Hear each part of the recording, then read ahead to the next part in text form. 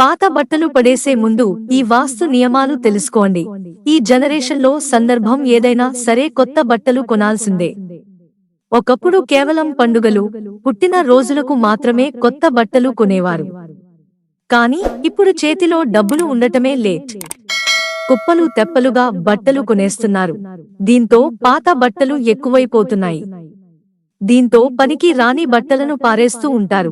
కానీ బట్టలు పడేసే ముందు ఖచ్చితంగా కొన్ని విషయాలు పాటించాలి. మరికొంతమంది పాత బట్టలను దానం కూడా చేస్తూ ఉంటారు. పాత బట్టలు దానం చేసే విషయంలో కూడా కొన్నింటిని గుర్తు పెట్టుకోవాలి. ఏవి పడితే అవి దానం చేయకూడదు. కాస్త మంచిగా ఉన్న బట్టలు, ఎదుటి వాళ్లకు ఉపయోగపడేవి మాత్రమే దానం చేయాలి. అలాగే సాధ్యమైనంత వరకు వాడేసిన బట్టలు దానం చేయకుండా ఉంటే మంచిది. ఎందుకంటే అప్పటి వరకు సదరు వ్యక్తి ధరించిన బట్టలకు కూడా వ్యక్తి భావోద్వేగాలు, అనుభవాలు, శక్తి వంటివి కూడా ఎదుటి వ్యక్తి వెళ్లే అవకాశాలు ఉంటాయి. కాబట్టి దానం చేసేటప్పుడు ఆలోచించి చేయాలి. గురువారం రోజు బట్టలు దానం చేయకూడదు. మీరు బట్టలు దానం చేసిన వ్యక్తి నుంచి కనీసం రూపాయి అయినా తీసుకోవాలి.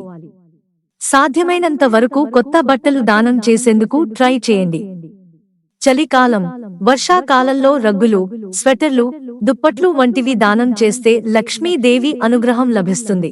మిత్రులారా, ఛానల్ సబ్స్క్రైబ్ చేసుకోవడం మర్చిపోకండి. ధన్యవాదాలు.